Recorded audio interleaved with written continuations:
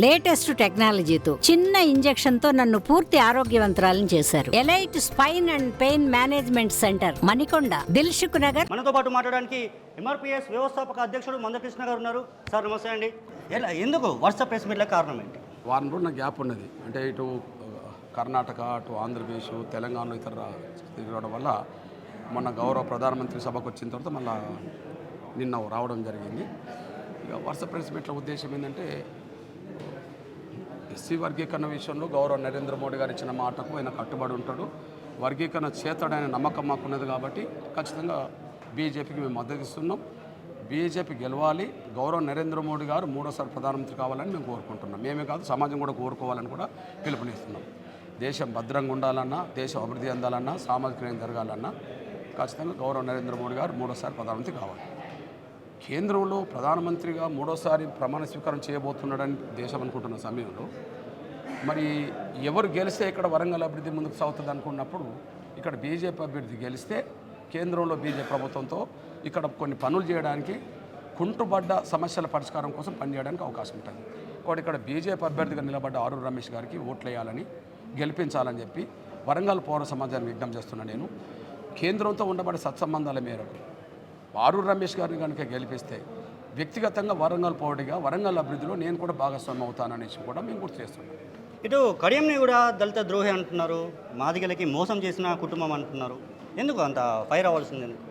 ఆ మాట నేను అనడం ఏంది? మరి రేవంత్ రెడ్డి అన్నాడు కదా, మాలా మాదిగల అవకాశాలు దోచుకుంటున్నావు, నువ్వు అసలు ఎస్సీవి కాదు, నువ్వు మాల కాదు, మాది కాదు, ఎస్సీవే కాదు, నువ్వు ఎస్సీ అని ముందు నిరూపించుకో, శాసనసభలో కమిటీకి పడాలి, ఆ కమిటీ ముందు నిర్ధారణ చేసుకో, నీ శీల పరీక్ష చేసుకో అని అన్నాడు.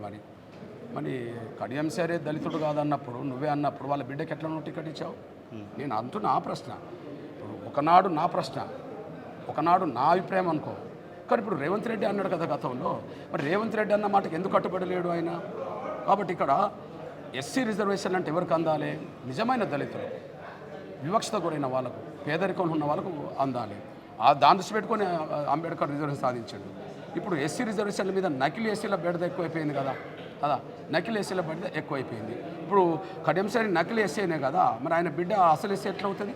ఆయనే నకిలీ ఎస్సీ అయినప్పుడు రేవంత్ రెడ్డి అన్నమాట, మరి ఆమె బిడ్డ ఎస్సీ ఎట్లా అవుతుంది?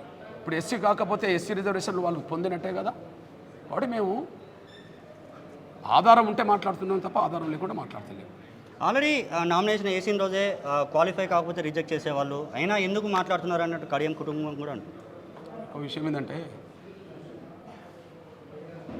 నామినేషన్లు వేసేది రిజెక్ట్ కాకపోవడానికి కారణం ఎవరో ఆధారాలు చూపెడితే కాదు. ఆ ప్రక్రియ ఆబ్జెక్షన్ చేసిన తర్వాత కూడా నామినేషన్లు ధృవీకరణ పడ్డ తర్వాత కోర్టులు మరి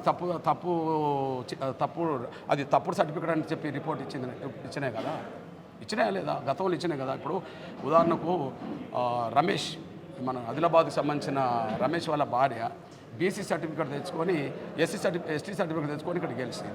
అప్పుడు ఆబ్జెక్షన్ చేశారు. ఆబ్జెక్షన్ చేసిన దాన్ని ఎవరు పట్టించుకోలే ఆ సమయంలో అనుకుందాం. ఆ తర్వాత కోర్టు ఏం చేసింది? ఆమె ఎస్టీ కాదని జడ్జిమెంట్ చేసింది. ఏనాడైనా న్యాయమే గెలుస్తుంది. తాత్కాలికంగా ఎవరినైనా నమ్మించి ప్రలోభాలు పెట్టి లేకపోతే ఏదన్నా ధృవీకరణ పత్రం తెచ్చుకోవచ్చు, కానీ నిజం తెలిసిన రోజు వాళ్ళు దోషులుగా నిలబడక తప్ప.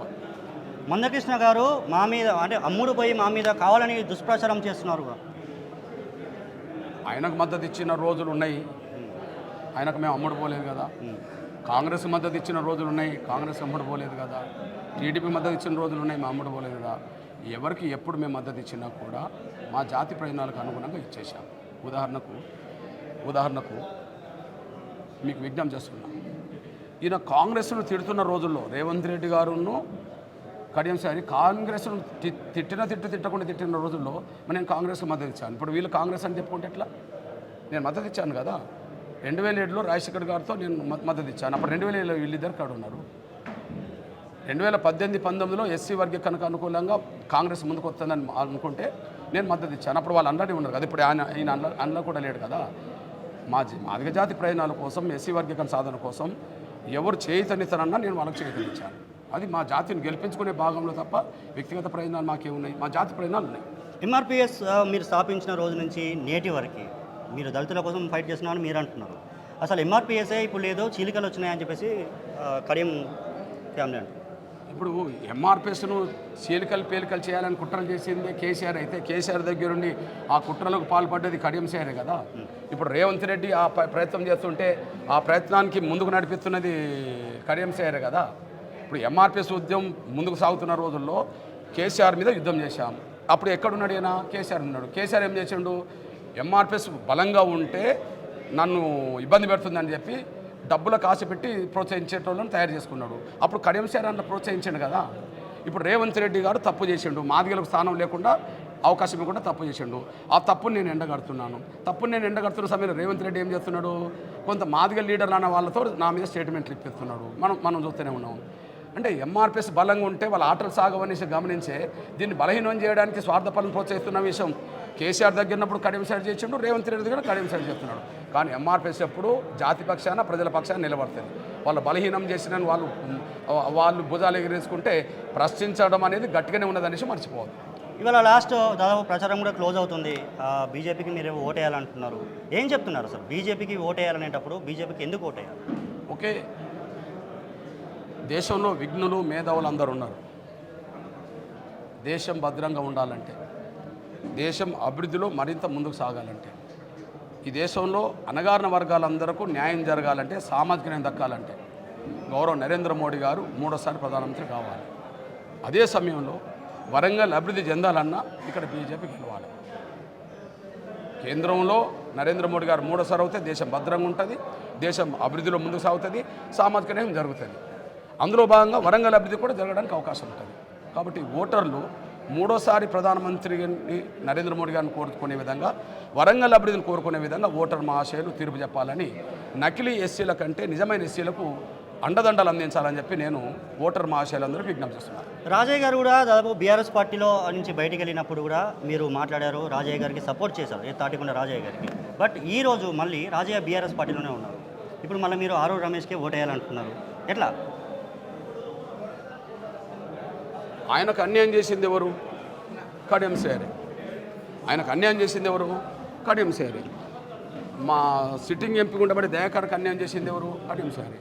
ఆరూరు రమేష్ని ఓడేయడంలో కుట్ర చేసింది ఎవరు? కడియం సేరే. ఇక్కడ కడియం సేరి నిలబెట్టిన వాళ్ళ కూతురు కోటేదని ఆయన కూడా చెప్తున్నాడు కదా. కాకపోతే ఇద్దరు మాదిగల మధ్య ఓటు చీలకుండా మాదిగ జాతి పరిపక్వత ఓటేయాలని చెప్పి ఆరూరు రమేష్ గారికి ఓటేయాలని చెప్పి పిలుపునిస్తున్నా. వరంగల్ ఓటర్ మహాశైలందరికీ కుల మతాలు రాజకీయాలకు అతీతంగా కూడా ఆరూరు రమేష్ గెలుపుకు సహకరించాలని, ఓటు ద్వారా సహకరించాలని విజ్ఞప్తి చేస్తున్నాను. మోడీని తిట్టిన మందకృష్ణ గారు ఈరోజు మోడీకి సపోర్ట్ చేయమని లేదు. మోడీని, నరేంద్ర మోడీని గతంలో విమర్శించారు. సమస్యల ప్రాతిపదిక మీదనే నేను ఎప్పుడు మాట్లాడతాను. సమస్యల ప్రాతిపదిక మీదనే ఎప్పుడైనా మాట్లాడతాను. ఎప్పుడు ఏం మాట్లాడినా సమస్యల గురించే నేను మాట్లాడతాను. ఇప్పుడు సమస్యల పరిష్కారం జరగబోతుంది. నేను సమస్యల పరిష్కారానికి ముందుకు వచ్చే నరేంద్ర మోడీ గారిని గౌరవిస్తాను. ఫైనల్గా ఏం చెప్తారండి? ఫైనల్గా మూడోసారి ప్రధానమంత్రి గౌరవ నరేంద్ర మోడీ గారిని కోరుకుందాం, వరంగల్ అభివృద్ధిని కోరుకుందాం, అందుకు బీజేపీకి ఓటేయమని కోరుతున్నాం. Thank you sir. మరిన్ని వీడియోస్ కోసం ఛానల్ ని సబ్స్క్రైబ్ చేయండి, లేటెస్ట్ అప్డేట్స్ కోసం వాట్సాప్ ఛానల్ ని ఫాలో చేయండి, అండ్ లింక్ డిస్క్రిప్షన్ లో ఉంది.